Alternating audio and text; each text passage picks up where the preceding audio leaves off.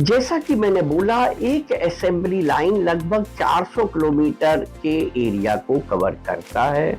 Assembly line लगाने के लिए बेयर मिनिमम 10,000 स्क्वायर फीट के स्पेस की रिक्वायरमेंट होती है और बेयर मिनिमम 1 करोड़ के आसपास के इन्वेस्टमेंट की रिक्वायरमेंट होती है।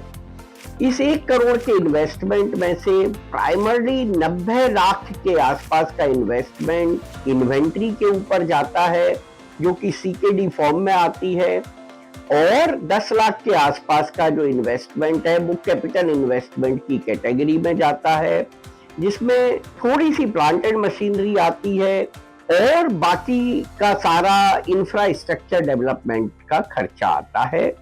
1 करोड़ रुपए के इन्वेस्टमेंट से एक असेंबली लाइन की शुरुआत हो जाती है। यहाँ पे ये खत्म नहीं होता है, यहाँ पे ये जस्ट शुरू होता है। हम जैसे जैसे सेल को बढ़ाते जाते हैं वैसे वैसे इन्वेस्टमेंट की रिक्वायरमेंट बढ़ती जाती है। जो भी प्रोस्पेक्ट असेंबली लाइन डालना चाहते हैं उनके लिए ये 1 करोड़ की जो इन्वेस्टमेंट है ये इनिशियल इन्वेस्टमेंट है। उनके पास पोटेंशियल होना चाहिए 3 से 5 करोड़ रुपए के इन्वेस्टमेंट का। जैसे जैसे हम सेल बढ़ाते जाएंगे उनको इन्वेस्टमेंट के लिए हम बोलते जाएंगे और उनको इन्वेस्टमेंट करना होगा।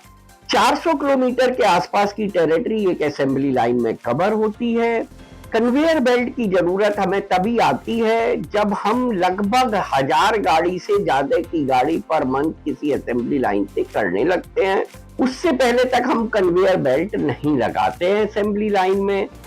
न्यूमेटिक टूल्स और जो कुछ plant and machinery, tyre changing, frame fixing type plant and machinery है, उनसे हम शुरुआत करते हैं, धीरे धीरे सेल को बढ़ाने की कोशिश करते हैं और जब 1000 के वाहन पर मंथ की से ज्यादा की सेल होने लगती है तब हम कन्वेयर बेल्ट का भी प्रोविजन करते हैं।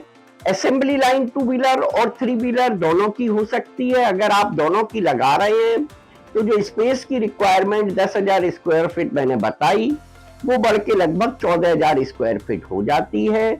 कैपिटल इन्वेस्टमेंट दोनों का लगभग बराबर ही रहता है, उसमें कोई फर्क नहीं पड़ता है। इन्वेंट्री के लिए 3 व्हीलर के लिए एडिशनल कुछ 20 लाख रुपए की जरूरत पड़ती है।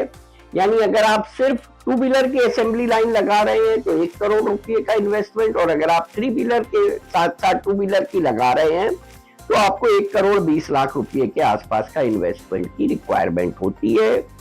बात करते हैं अगर हम आरओआई की, तो 3 से 6 महीना हमारा जेस्टेशन पीरियड होता है।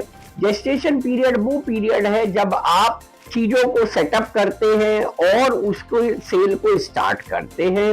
इस पीरियड में हम बहुत ज्यादा आरओआई की बात नहीं करते हैं। ब्रेक इवन आते आते लगभग 3 से 6 महीने लग जाते हैं। ये रेवेन्यू ब्रेक इवन है, ये कैपिटल ब्रेक इवन नहीं है।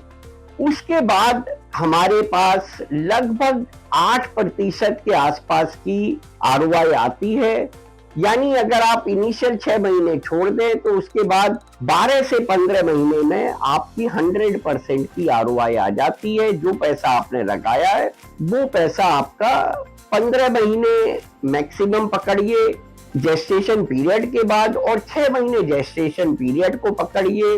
तो इस तरीके से 21-22 महीने के अंदर आपकी 100% की कैपिटल रिटर्न आ जाती है मार्जिन की फॉर्म में। उसके बाद आप जैसे जैसे फ्रेश कैपिटल बढ़ाते जाते हैं वैसे वैसे ये आरओआई का पीरियड शुरू होता चला जाता है। ये इनिशियल जो इन्वेस्टमेंट है उसकी आरओआई मैंने बात की है।